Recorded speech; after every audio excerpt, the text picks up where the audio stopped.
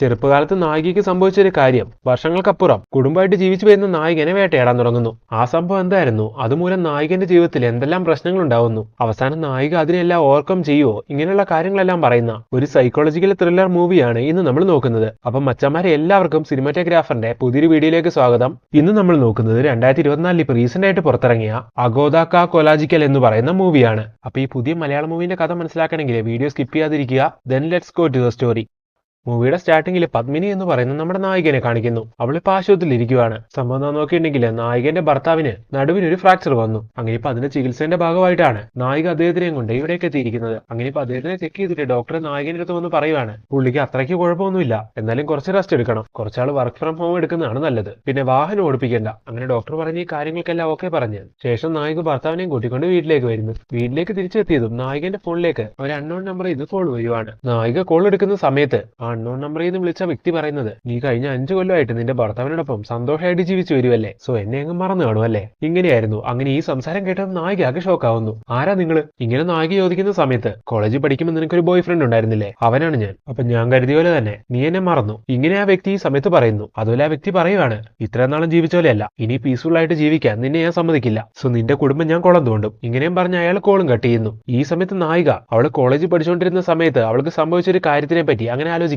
College പഠിച്ചുകൊണ്ടിരുന്ന സമയത്ത് ഒരു ദിവസം നമ്മുടെ നായിക കോളേജ് കഴിഞ്ഞ് പോകാൻ കുറച്ച് ലേറ്റ് ആവുന്നു. അങ്ങനെ അവൾ ബസ് സ്റ്റോപ്പിൽ വന്ന് വണ്ടി നോക്കി നിൽക്കുന്ന സമയം അവൾക്ക് വണ്ടിയും കിട്ടുന്നില്ല. അങ്ങനെ കുറെ നേരം അവൾ വെയിറ്റ് ചെയ്യുന്നു. ഈ സമയമാണ് ബൈക്കും കൊണ്ടൊരു വ്യക്തി അവിടേക്ക് വരുന്നത്. അങ്ങനെ അയാളെ നായികന്റെ അടുത്ത് വണ്ടി നിർത്തി, എങ്ങോട്ടാ പോകേണ്ടത്, ഞാൻ കൊണ്ടേക്കാം, കേറിക്കോളാനൊക്കെ പറയുന്നു. എന്നാൽ അയാളുടെ പെരുമാറ്റവും നോട്ടവും ഒന്നും അത്ര ശരിയായിട്ട് നായികയ്ക്ക് തോന്നുന്നില്ല. അതുകൊണ്ട് തന്നെ നായിക അവിടുന്നോടി രക്ഷപ്പെടാൻ ശ്രമിക്കുവാണ്. എന്നാൽ ഈ സമയം അയാളെ നായികനെ ഫോളോ ചെയ്യുന്നു. അങ്ങനെ അയാളുടെ കയ്യിൽ നിന്ന് രക്ഷപ്പെട്ട് നായിക ഓടി ഒരു സ്ഥലത്ത് വന്ന് നിൽക്കുന്ന സമയം അയാൾ അവിടെ വെച്ച് നായികനെ ലോക്ക് ചെയ്യാൻ ശ്രമിക്കുന്നു. അപ്പൊ നായിക സ്വയരക്ഷയ്ക്ക് വേണ്ടി കയ്യിലുള്ള ഒരു കത്തിയെടുത്ത് അയാൾക്ക് നേരെ ചൂണ്ടി എന്റെ അടുത്തേക്ക് വരല്ലെന്നൊക്കെ പറയുവാണ്. ഈ സമയം അയാൾ പെട്ടെന്ന് ആ കത്തി തട്ടിപ്പറിച്ച് നായികനെ ആക്രമിക്കുന്നു. അങ്ങനെ അവളുടെ കൈ മുറിയുവാണ്. അതിനുശേഷം അയാളാണെങ്കിൽ നായികനോട് മോശമായിട്ടൊക്കെ പെരുമാറുന്നു. ഈ സമയം എന്തോ ഒരു ഭാഗത്തിന് നമ്മുടെ നായിക അയാളെ തള്ളി താഴെയിട്ട് അവിടെ ഓടി രക്ഷപ്പെടുവാണ്. അങ്ങനെ ഇതായിരുന്നു കോളേജിൽ പഠിച്ചുകൊണ്ടിരുന്ന സമയത്ത് നായികയ്ക്ക് സംഭവിച്ച ഒരു ദുരനുഭവം. അങ്ങനെ ആ സീനുടെ കട്ടായി ഇപ്പൊ പ്രസന്റിലേക്ക് വരുവാണ്. ഇപ്പൊ അലക്സ് എന്ന് പറയുന്ന ഒരു പോലീസുകാരനെ കാണിക്കുന്നു. അയാൾക്ക് സ്വന്തം എന്ന് പറയാനുള്ളത് അയാളുടെ മകൾ മാത്രമാണ്. അയാളുടെ ഭാര്യ കുറെ നാൾ മുമ്പ് മരിച്ചുപോയി. ഇതേ സമയം നായികന്റെ വീട് കാണിക്കുന്നു. നായികന്റെ വീട്ടില്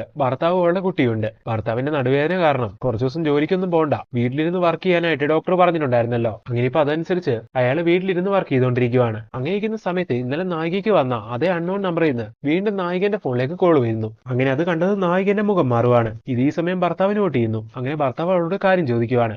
ഒന്നുമില്ലാന്നും പറഞ്ഞ് അവൾ ആ ഫോണും കൊണ്ട് അവിടുന്ന് മാറുന്നു. ഭർത്താവ് ഇത് അറിയണ്ടെന്ന് നായിക വിചാരിക്കുവാണ്. അതുകൊണ്ട് തന്നെ അവള് കോൾ എടുക്കുന്നില്ല. അടുത്ത സീനില് നായിക വർക്ക് ചെയ്യുന്ന അവളുടെ ഓഫീസ് കാണിക്കുന്നു. നായിക ഒരു അക്കൗണ്ടന്റ് ആയിരുന്നു. അവിടെ വർക്ക് ചെയ്തുകൊണ്ടിരിക്കുന്ന സമയത്തും അതേ നമ്പറിൽ നിന്ന് നായികയ്ക്ക് വീണ്ടും കോൾ വരുവാണ്. അങ്ങനെ ഈ ഒരു കാര്യം കൊണ്ട് തന്നെ നായികയ്ക്കാണെങ്കിൽ തലയ്ക്ക് ഭ്രാന്ത് കുടിക്കുന്നു. വർക്കിൽ പോലും അവൾക്ക് കോൺസെൻട്രേറ്റ് ചെയ്യാൻ കഴിയുന്നില്ല. നായിക അവളുടെ ഭർത്താവിനോടൊപ്പം ജീവിക്കാൻ തുടങ്ങിയിട്ട് 4-5 കൊല്ലമായല്ലോ. കോളേജിൽ പഠിച്ച സമയത്ത് അവൾക്ക് സംഭവിച്ച കാര്യങ്ങളൊന്നും അവളുടെ ഭർത്താവിനോട് പറഞ്ഞിട്ടുണ്ടായിരുന്നില്ല. സോ ഇനി അത് ഭർത്താവ് പറഞ്ഞ ഇത്രയും നാളും പറയാത്തതിന് അദ്ദേഹം എങ്ങനെ പ്രതികരിക്കുമെന്ന് അറിയത്തില്ല. അതുകൊണ്ടാണ് ആ ഫോൺ കോൾ വന്നപ്പം ഭർത്താവ് ചോദിച്ചിട്ടും നായിക ഒന്നും പറയാതെ അവിടെ നിന്ന് ഒഴിഞ്ഞു മാറിയത്. അങ്ങനെ ഇപ്പൊ ഇതുപോലുള്ള കാര്യങ്ങളെല്ലാം ആലോചിച്ച് എന്ത് ചെയ്യണമെന്ന് അറിയാതെ നായിക ഒരുപാട് വിഷമിക്കുവാണ്. അങ്ങനെ അന്ന് രാത്രി ഭർത്താവിനോടൊപ്പം നായിക ബെഡ്റൂമിൽ ഇരിക്കുന്ന സമയം വീണ്ടും അവൾക്ക് അതേ നമ്പറിൽ നിന്ന് കോൾ വരുന്നു. അപ്പോഴത് നോട്ട് ചെയ്യുന്ന ഭർത്താവ് അവളോട് കാര്യം ചോദിക്കുന്നു. ഇനിയും മറച്ചു വെച്ചാൽ ശരിയാവില്ല എന്ന് മനസ്സിലാക്കി നമ്മുടെ നായികയാണെങ്കിൽ കാര്യങ്ങളെല്ലാം ഭർത്താവിനോട് തുറന്നു പറയുവാണ്. ഇത് കേൾക്കുന്ന ഭർത്താവ് വളരെ നോർമലായിട്ട്, ഇത് നീ എന്നോട് ഇതിനു മുമ്പ് പറഞ്ഞിട്ടില്ല, ഇങ്ങനെ ചോദിക്കുവാണ്. ഞാൻ പറഞ്ഞിട്ടുണ്ടെന്നോ, എപ്പോ പറഞ്ഞിട്ടുണ്ടെന്ന് ഇങ്ങനെ നായിക ആശ്ചര്യത്തോടു കൂടി ചോദിക്കുന്ന സമയം, നീ എന്തായാലും ഈ കാര്യം ഇതിനു മുമ്പ് എന്നോട് പറഞ്ഞിട്ടുണ്ട്, ഇങ്ങനെ ഭർത്താവ് വീണ്ടും പറയുന്നു. എന്നാൽ ആ കാര്യം നായികയ്ക്കാണെങ്കിൽ ഓർമ്മ വരുന്നില്ല. അങ്ങനെ നായിക ഇത് എപ്പോഴാ പറഞ്ഞെന്ന് ശരിക്കും ആലോചിക്കുന്നു. അവൾക്ക് ഓർമ്മ കിട്ടുന്നില്ല. അങ്ങനെ അവൾ അത് വിടുന്നു. ശരി, അതെന്തെങ്കിലും ആട്ടെ, ആ കാര്യം നിങ്ങൾക്കറിയില്ല എന്നും വിചാരിച്ച് നിങ്ങളത് അറിയിക്കുമെന്നും പറഞ്ഞാണ് ഇപ്പൊ ഈ അൺനോൺ നമ്പറിൽ നിന്ന് വിളിക്കുന്ന വ്യക്തി എന്നെ ഭീഷണിപ്പെടുത്തുന്നത്. ഓഹോ, അങ്ങനെയാണോ? ഒരു കാര്യം ചെയ്യും, നീ ആ ഫോണിൽ നിന്നാ, അവനോട് ഞാൻ സംസാരിക്കാം. ഇങ്ങനെയും പറഞ്ഞ് ഭർത്താവ് ഈ സമയം ഫോൺ വാങ്ങി ആ കോൾ അറ്റൻഡ് ചെയ്ത് സംസാരിക്കാൻ തുടങ്ങുന്നു. അങ്ങനെ നായകന്റെ ശബ്ദം കേട്ടതും ആ വ്യക്തിയാണെങ്കിൽ പെട്ടെന്ന് കോൾ കട്ട് ചെയ്തു. പിന്നെ തിരിച്ചു വിളിക്കുകയും ചെയ്യുന്നില്ല. അങ്ങനെ അവിടുന്ന് 2 ദിവസം കഴിഞ്ഞു പോകുന്നു. അങ്ങനെ ഭർത്താവ് കോൾ എടുത്ത് സംസാരിച്ചതോടെ ആ പ്രശ്നം ഒഴിവായെന്ന് വിചാരിച്ച് നായിക സമാധാനിക്കുന്നു. എന്നാൽ അത് അവസാനിച്ചിട്ടില്ലായിരുന്നു. അതിന്റെ അടുത്ത ദിവസം നായിക ജോലിക്ക് പോകുന്ന സമയം ഇത്രയും ദിവസം കോൾ ചെയ്ത് നായികനെ ഭീഷണിപ്പെടുത്തിക്കൊണ്ടിരുന്ന ആ വ്യക്തി നേരിട്ട് നായികന്റെ അടുത്തേക്ക് വരുന്നു. എന്നിട്ട് നായികനോട്, നിന്നെ ഞാൻ അങ്ങനെ വെറുതെ വിടില്ല എന്ന് പറഞ്ഞു പോവുകയാണ്. അതിന്റെ അടുത്ത ദിവസം നായിക മാർക്കറ്റിലൂടെ നടക്കുന്ന സമയം അവിടെ ആ വ്യക്തി വന്ന് നായികനെ ഭീഷണിപ്പെടുത്തുന്നു. അങ്ങനെ ഈ ഒരു ടോർച്ചറിങ് സഹിക്കാനാവാതെ വരുന്ന സമയം നായിക ഭർത്താവിനെയും കൂട്ടിക്കൊണ്ട് നേരെ അടുത്തുള്ള പോലീസ് സ്റ്റേഷനിലേക്ക് വന്ന് ഇങ്ങനെ ഒരു കംപ്ലൈന്റ് കൊടുക്കുന്നു. ഇത് കേട്ട പോലീസുകാർ ചോദിക്കുവാണ്, നിങ്ങളെ ഫോണിൽ വിളിച്ച് ഭീഷണിപ്പെടുത്തിക്കൊണ്ടിരുന്ന ആ വ്യക്തി തന്നെയാണ് നേരിട്ട് നിങ്ങളെ കാണാൻ വന്നതെന്ന് നിങ്ങൾക്ക് ഉറപ്പാണോ എന്ന്. അതെനിക്ക് കറക്റ്റ് അറിയത്തില്ല എന്ന് നായിക ഈ സമയത്ത് പറയുന്നു. ശരി, എന്തായാലും നിങ്ങൾ ഭയപ്പെടണ്ട, ഞങ്ങളൊന്ന് അന്വേഷിക്കട്ടെ എന്നും പറഞ്ഞ് ഈ സമയം പോലീസുകാര് അവരുടെ കംപ്ലൈന്റും വാങ്ങി അവരെ വീട്ടിലേക്ക് പറഞ്ഞയക്കുന്നു. അടുത്ത ദിവസം നായിക വർക്കിന് പോവുകയാണ്. പോവാണ്. അങ്ങനെ വർക്ക് കഴിഞ്ഞ് ഈവനിങ് നായിക ഒരു ടാക്സി വിളിച്ച് വീട്ടിലേക്ക് പോരുന്നതായിട്ട് കാണിക്കുന്നു. എന്നാൽ വൈകുന്നേരം 7 മണി കഴിഞ്ഞിട്ടും നായിക വീട്ടിലേക്ക് എത്തുന്നില്ല. ഇത്രയും ലേറ്റ് ആയിട്ട് നായിക വീട്ടിലേക്ക് എത്താത്തതുകൊണ്ട് വീട്ടിലുള്ള ഭർത്താവാണെങ്കിൽ ആകെ ടെൻഷൻ ആവുന്നു. അങ്ങനെ അയാളെ നായികന്റെ ഓഫീസിലേക്കൊക്കെ വിളിച്ച് ചോദിക്കുവാണ് നായിക അവിടെ ഉണ്ടോ എന്ന്. അപ്പൊ അവിടെയുള്ളവർ പറയുന്നു നായിക നേരത്തെ തന്നെ പോയായിരുന്നു എന്ന്. ഇത് കേട്ട നായികന്റെ ഭർത്താവ് ആകെ ഷോക്കാവുന്നു. അങ്ങനെയാണെങ്കിൽ ഭാര്യയ്ക്ക് എന്ത് പറ്റിയെന്ന് അയാൾ വിചാരിക്കുവാണ്. അങ്ങനെ ആകെ ടെൻഷൻ അടിക്കുന്ന അയാൾ പെട്ടെന്ന് തന്നെ അയാൾക്ക് പരിചയമുള്ള അവിടുത്തെ സ്റ്റേഷനിലെ SI ആയ അലക്സിനെ വിളിക്കുന്നു. എന്നിട്ട് അലക്സിനോട് ഈ കാര്യങ്ങളെല്ലാം പറയുവാണ്. കാര്യങ്ങൾ അറിയുന്ന അലക്സ് നായകനെ സമാധാനിപ്പിക്കുന്നു. താനെന്തായാലും ടെൻഷൻ ആവണ്ട, ഞാനൊന്ന് അന്വേഷിക്കട്ടെ എന്നും പറഞ്ഞ് നായികന്റെ നമ്പറും വാങ്ങി അത് വെച്ച് അയാളുടെ ടീമുമായിട്ട് അന്വേഷിക്കാൻ തുടങ്ങുന്നു. അങ്ങനെ അവർ നായികന്റെ മൊബൈൽ ഫോൺ എല്ലാം ട്രാക്ക് ചെയ്യാൻ ശ്രമിക്കുന്ന സമയത്ത് വീണ്ടും നായകൻ അലക്സിനെ വിളിക്കുവാണ്. അങ്ങനെ അലക്സ് കോൾ എടുക്കുന്ന സമയത്ത് നായകൻ പറയുന്നു ഇനി എന്റെ ഭാര്യനെ അന്വേഷിക്കേണ്ട, അവള് വീട്ടിലേക്ക് തിരിച്ചെത്തിയെന്ന്. ഇത് കേൾക്കുന്ന അലക്സ് അവരെവിടെ പോയിരിക്കുമായിരുന്നു, എന്തെങ്കിലും പ്രശ്നമുണ്ടോ എന്ന് ചോദിക്കുന്നു. വന്ന് കയറിയതൊന്നും മിണ്ടാതെ അവൾ അങ്ങനെ ഇരിപ്പാണ്. എന്താ കുഴപ്പമെന്ന് അറിയത്തില്ല, ഞാൻ നോക്കിയിട്ട് വിളിക്കാമെന്നും പറഞ്ഞ് നായകൻ കോൾ കട്ട് ചെയ്യുന്നു. അടുത്ത ദിവസം രാവിലെ അലക്സ് നേരെ ഇവരുടെ വീട്ടിലേക്ക് എത്തുവാണ്. എന്നിട്ട് ഇന്നലെ നായികയ്ക്ക് സംഭവിച്ച കാര്യങ്ങളെല്ലാം നായകനോട് ചോദിക്കുന്നു. അപ്പൊ നായിക അത് പറയാൻ തുടങ്ങുവാണ്. ഇന്നലെ ഓഫീസ് കഴിഞ്ഞ് നായിക ഒരു ടാക്സി വിളിച്ച് വീട്ടിലേക്ക് വരുന്നുണ്ടായിരുന്നല്ലോ. അങ്ങനെ പോരുന്ന സമയത്ത് ആ ടാക്സി ഡ്രൈവർ നായികനെ തട്ടിക്കൊണ്ടുപോകാൻ ശ്രമിക്കുവാണ്. അയാളെ കണ്ട അന്ന് റോഡിലൊക്കെ വെച്ച് നായികനെ ഭീഷണിപ്പെടുത്തിയ വ്യക്തിയില്ലേ, അയാളെ പോലെ ഉണ്ടായിരുന്നു. അങ്ങനെ ആകെ പേടി തോന്നിയ നായിക അയാളുടെ കണ്ണിലേക്ക് സ്പ്രേ അടിച്ച് വണ്ടി നിർത്തിച്ച് അവിടെ നിന്ന് ഇറങ്ങി ഓടുവാണ്. അതായിരുന്നു ഇന്നലെ അവൾക്ക് സംഭവിച്ചത്. അങ്ങനെ ഇപ്പൊ അവൾ ആ കാര്യങ്ങളെല്ലാം പറയുമ്പോൾ ഇതെല്ലാം കേൾക്കുന്ന അലക്സ് എന്തായാലും നിങ്ങൾ പേടിക്കണ്ട, ഞങ്ങൾ വിശദമായിട്ടൊന്ന് അന്വേഷിക്കട്ടെ, അതാരാണെങ്കിലും കണ്ടെത്താം. ഇങ്ങനെല്ലാം പറഞ്ഞ് അവരെ സമാധാനിപ്പിച്ച് അവിടുന്ന് പോവുകയാണ്. അടുത്ത ദിവസം മുതൽ നായികനെ ഓഫീസിൽ കൊണ്ട് വിടുന്നതും അവിടുന്ന് തിരിച്ചു കൂട്ടിക്കൊണ്ട് വരുന്നതും ഭർത്താവാണ്. കാരണം കഴിഞ്ഞ സംഭവത്തോടു കൂടി നായികയ്ക്കാണെങ്കിൽ പുറത്തേക്ക് ഇറങ്ങാൻ വരെ പേടിയായിരുന്നു. അങ്ങനെ ഇരിക്കുന്ന സമയത്താണ് വീട്ടിലേക്ക് നായികയ്ക്ക് ഒരു കത്ത് വരുന്നത്. അതൊരു ഭീഷണി കത്തായിരുന്നു. അങ്ങനെ ഇപ്പൊ ഇത് കിട്ടുമ്പോഴും നായകനും നായിക ആകെ ഷോക്ക് ആവുകയാണ്. അങ്ങനെ ആ കാര്യം അവർ അലക്സിനെ വിളിച്ചറിയിക്കുന്നുണ്ട്. പിന്നീട് അങ്ങോട്ട് തുടർന്നുള്ള 2-3 ദിവസങ്ങളിൽ ഇതുപോലത്തെ കത്തുകൾ പതിവാകുന്നു. അതോടുകൂടി പോലീസുകാര് ആ കത്തിന്റെ വഴി കണ്ടെത്താൻ ശ്രമിക്കുവാണ്. എന്നാൽ അവിടുന്ന് അവർക്ക് പ്രത്യേകിച്ച് ക്ലൂസ് ഒന്നും കിട്ടുന്നില്ല. അങ്ങനെ ഇരിക്കുന്ന ഒരു ദിവസം നായികന്റെ ഭർത്താവിന് എന്തോ തിരക്കായോണ്ട് ഓഫീസിലേക്ക് നായിക സ്വയം കാർ ഓടിച്ചു പോവുകയാണ്. അന്ന് ഈവനിങ് കറക്റ്റ് ടൈമിന് നായിക വീട്ടിലേക്ക് എത്തുന്നുണ്ട്. എന്നാൽ കാറിൽ വീട്ടിലേക്ക് എത്തി അവളാണെങ്കിൽ അകത്തേക്ക് കയറി വരുന്നില്ല. ഈ സമയം എന്തോ പന്തികേട് തോന്നി ഭർത്താവ് ചെന്ന് നോക്കുന്ന സമയം കാറിൽ അവള് ബോധം കിട്ടുകിടക്കുമായിരുന്നു. ഡോർ തുറന്നു നോക്കുന്ന സമയത്ത് അവളുടെ വയറ്റിലായിട്ട് ഒരു കത്തി കുത്തി ഇറങ്ങിയിരിക്കുന്നു.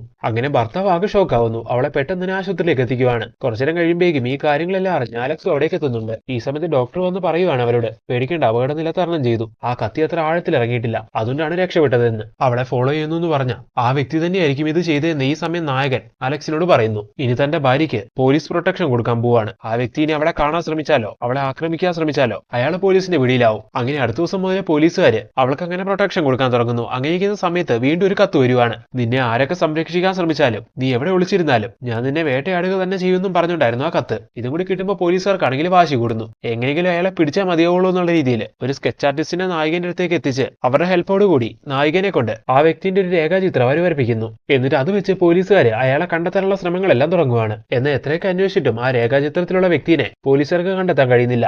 അങ്ങനെ ഇരിക്കുന്ന സമയത്ത് മറ്റൊരു കാര്യം കൂടി സംഭവിക്കുന്നു. രാവിലെ നായകന്റെ ഭർത്താവ് പുറത്ത് പത്രം എടുക്കാൻ വരുന്ന സമയത്ത് ഗേറ്റിന് മുമ്പിലായിട്ട് ഒരു തൂക്കുകയർ അയാളെ കാണുവാണ്. അത് നായികനെ ആക്രമിക്കാൻ നടക്കുന്ന വ്യക്തിന്റെ ഭീഷണിപ്പെടുത്തലാണെന്ന് മനസ്സിലാക്കി അയാൾ അതിന്റെ ഫോട്ടോ എടുത്ത് അലക്സിനെ അയക്കുന്നു. അങ്ങനെ ഇതും കൂടി കാണുന്ന സമയത്ത് പോലീസുകാർക്ക് വീണ്ടും പ്രഷർ ആവുന്നു. എത്രയൊക്കെ എങ്ങനെയൊക്കെ അന്വേഷിച്ചിട്ടും ആ വ്യക്തിനെ കണ്ടെത്താനായിട്ട് പോലീസുകാർക്ക് കഴിയുന്നേ ഇല്ല. അങ്ങനെ ഇനിയും കത്ത് വന്നാ ആ കത്ത് കൊണ്ടുപോയിട്ട് നാളെ പിടിക്കാൻ വേണ്ടി അലക്സ് അവിടെ 2 പോലീസുകാരെ മഫ്തിയിൽ നിർത്തുവാണ്. അങ്ങനെ ഇരിക്കുന്ന സമയത്ത് ഒരു വ്യക്തി നായകന്റെ വീട്ടിലേക്ക് ഒരു കത്ത് കൊണ്ടുപോയിടുന്നത് ഇവർ കാണുന്നു. അങ്ങനെ മഫ്തിയിലുള്ള 2 പോലീസുകാരും കൂടി അയാളെ ഓടിപ്പോയി പിടിക്കുവാണ്. ആ കത്ത് കൊണ്ടുപോയിടാൻ വേണ്ടി വന്ന വ്യക്തി ആരാന്ന് നോക്കിയിട്ടുണ്ടെങ്കിൽ നായകന്റെ ഓഫീസിലെ പിയൂണായിരുന്നു. അങ്ങനെ ഇപ്പൊ അയാളെ പിടിച്ചോണ്ട് വന്ന് വേണ്ട രീതിയിൽ ചോദ്യം ചെയ്യുന്ന സമയത്ത് അയാൾ പറയുന്ന ഒരു കാര്യം കേട്ട് ഇവര് വീണ്ടും ഞെട്ടുന്നു. ആക്ച്വലി അയാളോട് ഈ കത്ത് ഇങ്ങനെ വീട്ടിൽ കൊണ്ട് ഇടാൻ പറഞ്ഞത് നമ്മുടെ നായികയായിരുന്നു. അങ്ങനെ ഈ കാര്യം എന്നോട് ചെയ്യാൻ പറഞ്ഞത് പത്മിനി മാഡം ആണെന്ന് അയാൾ പറയുമ്പോൾ അത് കേട്ടാണ് ഇവർ ഞെട്ടുന്നത്. അങ്ങനെ ഈ കാര്യങ്ങളെല്ലാം മനസ്സിലാക്കി അലക്സ് ആ കത്തുമായിട്ട് നേരെ നായകന്റെ അടുത്തേക്ക് വരുന്നു. എന്നിട്ട് നായകനെ ഈ കത്ത് കാണിച്ചിട്ട് ഈ കത്ത് വീട്ടിൽ കൊണ്ട് ഇടാൻ പറഞ്ഞ് നിങ്ങൾ നിങ്ങളുടെ പിയൂണിനെ അയച്ചിട്ടുണ്ടോ എന്ന് ചോദിക്കുന്നു. സാറേ ഇങ്ങനൊരു ഭീഷണി കത്ത് എഴുതി എന്റെ പിയൂണിന്റെ അടുത്ത് കൊടുത്ത് എന്റെ വീട്ടിൽ തന്നെ കൊണ്ടിടാൻ പറയാൻ എനിക്കെന്താ വല്ല വട്ടുകൊണ്ടോ എന്ന് നായിക ചോദിക്കുന്നു. എനിക്ക് ഈ കാര്യങ്ങളൊന്നും അറിയത്തില്ല, ഒഫീഷ്യലായിട്ടുള്ള എന്തെങ്കിലും കാര്യങ്ങൾ മാത്രമേ പിയൂണിന്റെ അടുത്ത് ഞാൻ കൊടുത്തു വിടാറുള്ളൂ, അല്ലാതെ ഇങ്ങനത്തെ കാര്യങ്ങളൊന്നും ഞാൻ കൊടുക്കാറില്ല. ഇങ്ങനെല്ലാം നായിക പറയുന്ന സമയത്ത് അലക്സ് പറയുകയാണ് ശരി, ഞങ്ങളന്ന് സ്കെച്ച് ആർട്ടിസ്റ്റിനെ കൊണ്ടുവന്നപ്പോൾ നിങ്ങളെ പിന്തുടരുന്ന ആളെന്നും പറഞ്ഞ് നിങ്ങളൊരു രേഖാചിത്രം വരപ്പിച്ചില്ലേ, ആ വ്യക്തിനെ പറ്റി ഞങ്ങൾ ശരിക്കും അന്വേഷിച്ചു. 10-14 കൊല്ലം മുമ്പ് അദ്ദേഹം മരിച്ചു പോയതാണ്. അങ്ങനെ മരിച്ചുപോയ ഒരാള് പ്രസന്റ്ലി എങ്ങനെയാണ് മാഡം നിങ്ങളെ ഫോളോ ചെയ്യുന്നതെന്നും അലക്സ് ചോദിക്കുന്നു. ഇതെല്ലാം കേട്ട് നായിക ആകെ ഷോക്ക് ആവുകയാണ്. അപ്പോഴേക്ക് നായികന്റെ ഭർത്താവ് അവിടേക്ക് വരുന്നു. അപ്പൊ നായിക ഭർത്താവിനെ കെട്ടിപ്പിടിച്ച് കരയുവാണ്. ഇവിടെ എന്തൊക്കെയാ നടക്കുന്നതെന്ന് എനിക്ക് മനസ്സിലാവുന്നില്ല എന്നും പറഞ്ഞ്. ഈ സമയം അലക്സ് നായികന്റെ ഭർത്താവിനോട് പറയുകയാണ് നിങ്ങളുടെ നല്ലതിന് വേണ്ടി പറയുക, മെന്റലി നിങ്ങളുടെ ഭാര്യയ്ക്ക് എന്താ പ്രശ്നമുണ്ടെന്ന് തോന്നുന്നു, അതുകൊണ്ട് നിങ്ങൾ അവരെ എത്രയും വേഗം ഒരു സൈക്കാട്രിസ്റ്റിനെ കൊണ്ടേ കാണിക്കണം. ഇത് കേൾക്കുന്ന നായികന്റെ ഭർത്താവിനും അത് ആവശ്യമാണെന്ന് തോന്നുവാണ്. അങ്ങനെ അടുത്ത സീനിൽ അവളെയും കൊണ്ട് ഒരു സൈക്കാട്രിസ്റ്റിനെ കാണാൻ വേണ്ടി അയാൾ എത്തുവാണ്. അങ്ങനെ ഇപ്പൊ നായികന്റെ വിഷയമെല്ലാം മനസ്സിലാക്കിയതിനു ശേഷം അയാളാണെങ്കിൽ നായികനെ ഹിപ്നോട്ടൈസ് ചെയ്യുന്നു. ഈ സമയം അയാൾ നായികന്റെ പഴയ കാലത്തിനെ പറ്റി, അതായത് അവളുടെ ചൈൽഡ്ഹുഡ് മെമ്മറീസിനെ പറ്റി എല്ലാം ചോദിക്കുവാണ്. അപ്പോൾ അവൾ അവളുടെ കുട്ടിക്കാലത്തിനെ പറ്റി എല്ലാം പറയാൻ തുടങ്ങുന്നു. വല്ലാതെ ഇമോഷണൽ ആയിട്ടായിരുന്നു നായിക അതെല്ലാം പറഞ്ഞു തുടങ്ങുന്നത്. ഇത് ശ്രദ്ധിക്കുന്ന ഡോക്ടർക്ക് മനസ്സിലാവുന്നു ആ സമയത്ത് സംഭവിക്കാൻ പാടില്ലാത്ത എന്തോ ഒരു കാര്യം അവൾക്ക് സംഭവിച്ചിട്ടുണ്ടെന്ന്. അങ്ങനെ ഈ ട്രീറ്റ്മെന്റ് ഒരു 2-3 സ്റ്റേജുകളായിട്ട് നടത്തി അവൾക്ക് സംഭവിച്ച കാര്യങ്ങളെല്ലാം മനസ്സിലാക്കി എടുക്കാന്ന് ഡോക്ടർ പ്ലാൻ ചെയ്യുന്നു. ഈ കാര്യങ്ങളെല്ലാം അലക്സിനോടും അതിൽ അവളുടെ കൂടെ വന്ന അവളുടെ ഭർത്താവിനോടും പറയുകയാണ് അയാൾ. അങ്ങനെ അതിന്റെ ഭാഗമായിട്ട് പിന്നെയും നായികന്റെ ഭർത്താവ് നായികനെ കൊണ്ട് അവിടേക്ക് വരുന്നു. ഡോക്ടർ അന്ന് ഇതുപോലെ വീണ്ടും നായികനെ ഹിപ്നോട്ടൈസ് ചെയ്ത് അവളെ ആ പഴയ കാര്യങ്ങളെല്ലാം അവളെ കൊണ്ട് പറയുകയാൻ തുടങ്ങുന്നു. തൊട്ടടുത്തിരുന്ന് അലക്സും നായികന്റെ ഭർത്താവും ഇതെല്ലാം കേൾക്കുന്നുണ്ട്. അങ്ങനെ അവൾ കാര്യങ്ങളെല്ലാം പറഞ്ഞു തുടങ്ങുന്ന സമയത്ത് അവൾക്ക് സംഭവിച്ച കാര്യങ്ങൾ അവർക്ക് മനസ്സിലാവുകയാണ്. സംഭവം എന്താന്ന് നോക്കിയിട്ടുണ്ടെങ്കിൽ കുട്ടിക്കാലത്ത് നായികന്റെ അമ്മ മരിച്ചു പോകുന്നു. അതിനുശേഷം നായികനെ നോക്കി വളർത്തിയതല്ല അവളുടെ അച്ഛനായിരുന്നു. അങ്ങനെ ഇരിക്കുന്ന ഒരു സമയത്ത് ജോലിയുടെ എന്തോ ഭാഗമായിട്ട് നായികന്റെ അച്ഛൻ നാട്ടിൽ നിന്ന് കുറച്ചാണ് മാറി നിൽക്കുവാണ്. അങ്ങനെ മാറി നിൽക്കുന്ന സമയത്ത് അയാൾ നായികനെ അവളുടെ മാമന്റെ വീട്ടിലാക്കിയിട്ടാണ് പോകുന്നത്. അങ്ങനെ ആ സമയത്ത് അയാൾ എന്താ ചെയ്യുന്നതെന്ന് നോക്കിയിട്ടുണ്ടെങ്കിൽ കുഞ്ഞാണെന്ന് പോലും നോക്കാതെ നായികനോട് മോശമായിട്ട് പെരുമാറുന്നു. അതായത് നായികനെ റേപ്പ് ചെയ്യുന്നു. ആ വ്യക്തിയായിരുന്നു നായികനെ റോഡിൽ വെച്ച് ഭീഷണിപ്പെടുന്നതായിട്ടും വണ്ടിയിൽ തട്ടിക്കൊണ്ട് പോകുന്നതൊക്കെ ആയിട്ട് കാട്ടിയിട്ടുണ്ടായിരുന്നത്. അതായിരുന്നു നായികന്റെ കുട്ടിക്കാലത്ത് നായികയ്ക്ക് സംഭവിച്ച നടക്കാൻ പാടില്ലാത്ത കാര്യം. ചെറുപ്പത്തിൽ നായികയ്ക്ക് സംഭവിച്ച ആ കാര്യം വളർന്നു വലുതായിട്ടും നായികന്റെ മനസ്സ് വിട്ടു പോയിട്ടില്ലായിരുന്നു. ഒറ്റയ്ക്കിരിക്കുമ്പോഴും പരിചയമില്ലാത്ത പുരുഷന്മാരെ കാണുമ്പോഴല്ല നായികന്റെ മനസ്സിലേക്ക് പെട്ടെന്ന് ആ കാര്യങ്ങൾ ഓടിയെത്തുമായിരുന്നു. ആ ചിന്തകൾ നായികന്റെ മനസ്സിനെ വേട്ടയാടുമായിരുന്നു. അങ്ങനെ അവളുടെ ഹാലൂസിനേഷൻ കൊണ്ട് അല്ലെങ്കിൽ അവളുടെ ഇമാജിനേഷൻ കൊണ്ട് പ്രസന്റ്ലി അവളെ ആരോ ഫോളോ ചെയ്യുന്നതായിട്ടും അവളെ വാഹനത്തിൽ തട്ടിക്കൊണ്ടു പോകുന്നതൊക്കെ ആയിട്ട് അങ്ങനെ ചിന്തിച്ചു കൂട്ടുന്നതായിരുന്നു. അല്ലാതെ റിയൽ ആയിട്ട് അതൊന്നും നടന്നിട്ടില്ല. പരിചയമില്ലാത്ത ആൾക്കാരെ കാണുമ്പോൾ നായിക അത് അവളുടെ അങ്കിളായിട്ട് ഇമാജിൻ ചെയ്യും. അങ്ങനെ അങ്കിള് നായികനെ ഫോളോ ചെയ്യുന്നതൊക്കെ ആയിട്ട് നായികയ്ക്ക് ഫീൽ ചെയ്യുന്നതായിരുന്നു അതൊക്കെ. അങ്ങനെ ഇപ്പൊ നായികന്റെ പ്രശ്നമെല്ലാം മനസ്സിലാക്കി ആ സൈക്കാട്രിസ്റ്റ് ഈ കാര്യങ്ങളെല്ലാം നായികന്റെ ഭർത്താവിനും അലക്സിനും പറഞ്ഞു കൊടുക്കുന്ന സമയം നായികന്റെ ഭർത്താവ് ചോദിക്കുവാണ് അങ്ങനെയാണെങ്കിൽ ആരാണ് അവളുടെ വയറ്റിൽ കത്തി കുത്തിയിറക്കിയതെന്ന്. അവളെ അങ്കിൾ ആക്രമിക്കാൻ വരുന്നതായിട്ട് അവൾക്ക് ഫീൽ ചെയ്ത് അവള് തന്നെയാവണം ആ കത്തി അവളുടെ വയറ്റിൽ കുത്തിയിറക്കിയത്, അല്ലാതെ അത് മറ്റാരും ആവാൻ വഴിയില്ല. അതുപോലെ ഭീഷണി കത്ത് എഴുതി തന്റെ വീട്ടിലേക്ക് തന്നെ അയച്ചുകൊണ്ടിരുന്നത് നായിക തന്നെയാണ്. ഈ കാര്യങ്ങളും ഡോക്ടർ പറഞ്ഞു കൊടുക്കുന്നു. 10-14 കൊല്ലം മുമ്പ് മരിച്ച അങ്കിളുടെ രൂപമായിരുന്നു ആ സ്കെച്ച് ആർട്ടിസ്റ്റിന് നായിക പറഞ്ഞും കൊടുത്തിട്ടുണ്ടായിരുന്നത്. അങ്ങനെ ഇപ്പൊ ഈ കാര്യങ്ങളെല്ലാം നായികന്റെ ഭർത്താവിനെയും അലക്സിനെയും ഡോക്ടർ പറഞ്ഞു മനസ്സിലാക്കുന്നു. ശേഷം നായികനെ അവിടേക്ക് വിളിച്ചുകൊണ്ട് വന്ന് ഡോക്ടർ നായികയ്ക്ക് കുറച്ച് അഡ്വൈസുകളെല്ലാം കൊടുക്കുവാണ്. ആക്ച്വലി പത്മിനിക്ക് ഒരു പ്രശ്നവുമില്ല. ചുമ്മാ ഇല്ലാത്ത ഓരോരോ കാര്യങ്ങൾ മനസ്സിലിട്ട് ഇങ്ങനെ ചിന്തിച്ചു കൂട്ടുന്നതുകൊണ്ടുണ്ടാവുന്ന പ്രശ്നങ്ങളാണ് ഇതെല്ലാം. മനസ്സിൽ ഇനി എന്തെങ്കിലും ചിന്തകൾ ഉണ്ടായാൽ തന്നെ അത് ഭർത്താവിനോട് തുറന്നു പറഞ്ഞേക്കണം. അങ്ങനെയാണെങ്കിൽ അതൊക്കെ അങ്ങ് സോൾവ് ആയി പൊക്കോളും. പിന്നെ കുറച്ചാൾ ജോലിക്കൊന്നും പോവാതെ വീട്ടിൽ ഭർത്താവിനോടും കുട്ടിയോടൊപ്പം സന്തോഷമായിട്ടിരിക്കാനും നോക്കാൻ ഡോക്ടർ പറയുന്നു. അങ്ങനെ ഇതിനെല്ലാം ശേഷം നായികനെയും കൂട്ടിക്കൊണ്ട് ഭർത്താവ് വീട്ടിലേക്ക് എത്തുവാണ്. എന്നിട്ട് അവളുടെ ജീവിതത്തിൽ സംഭവിച്ച കാര്യങ്ങളെല്ലാം, അതായത് അവൾക്ക് മറക്കാൻ കഴിയാത്ത ആ ദുരനുഭവം എല്ലാം അവൾ ഭർത്താവിനോട് തുറന്നു പറയുന്നു. ശേഷം അവൾ ആ കാര്യങ്ങളെല്ലാം ഫേസ്ബുക്കിൽ ലൈവ് വിടുവാണ്. അന്ന് സംഭവിച്ച കാര്യങ്ങൾ എന്റെ ചെറുപ്രായത്തിലായോണ്ട് അത് ആരോടും പറയാൻ കഴിയാതെ എന്റെ മനസ്സിലിട്ട് കൊണ്ടു നടന്ന് ഞാൻ ഒരുപാട് പ്രശ്നങ്ങൾ ഉണ്ടാക്കി. അതെന്റെ മെന്റൽ ഹെൽത്തിനെ തന്നെ താളം തെറ്റിച്ചു. ഇപ്പൊ ഞാൻ ആ കാര്യങ്ങളെല്ലാം എന്റെ ഭർത്താവടക്കം എല്ലാവരോടും തുറന്നു പറയുമ്പോൾ ഇപ്പൊ ഈ ലൈവിലൂടെ നിങ്ങളെ അറിയിക്കുമ്പോൾ എനിക്കൊരുപാട് സമാധാനം കിട്ടുന്നുണ്ട്. എന്റെ മൈൻഡ് ഒന്ന് ഫ്രഷ് ആയിട്ടുണ്ട്. സോ ഞാൻ പറഞ്ഞു വരുന്നത് ഇതുപോലെയുള്ള പ്രശ്നങ്ങൾ ആരെങ്കിലും നേരിടുന്നുണ്ടെങ്കിൽ ദയവ് ഇത് ആരോടെങ്കിലും ഇതൊന്ന് തുറന്ന് സംസാരിക്കണം. നിങ്ങൾ അങ്ങനെ ചെയ്ത ആ ഒരു കാര്യം മാത്രം മതി നിങ്ങളുടെ ഈ ഫ്രസ്ട്രേഷനും സ്ട്രെസ് എല്ലാം കുറയ്ക്കാൻ, നിങ്ങളൊന്ന് നോർമൽ ആവാൻ. അങ്ങനെ നമ്മുടെ നായിക അവളുടെ കാര്യങ്ങളെല്ലാം തുറന്നു പറഞ്ഞ് ഇങ്ങനെ ഒരു ലൈവ് ഇടുന്നതിലൂടെ സമൂഹത്തിന് ഒരു അവയർനെസ് കൊടുക്കുന്നതായിട്ട് കാണിച്ചുകൊണ്ട് അങ്ങനെ മൂവി എൻഡ് ചെയ്യുന്നു. അതുപോലെ മൂവിന്റെ എൻഡിങ് ഭാഗത്ത് നമ്മുടെ നാട്ടിൽ നടക്കുന്ന പോക്സോ കേസുകളുടെ ലിസ്റ്റും കാണിക്കുവാണ്. അപ്പം മച്ചന്മാരെ എങ്ങനെയുണ്ടായിരുന്നു ഈ മൂവി? നിങ്ങൾക്ക് എല്ലാവർക്കും ഈ മൂവി ഇഷ്ടമായോ? ഞങ്ങൾ ചെയ്യുന്ന ഈ വീഡിയോസ് എല്ലാം നിങ്ങൾക്ക് ഇഷ്ടമാവുന്നുണ്ടെങ്കിൽ തീർച്ചയായിട്ടും ഞങ്ങളുടെ ചാനൽ സബ്സ്ക്രൈബ് ചെയ്ത് ഞങ്ങളെ സപ്പോർട്ട് ചെയ്ത് കൂടെ നിൽക്കണം. Then see you next video. Thank you so much.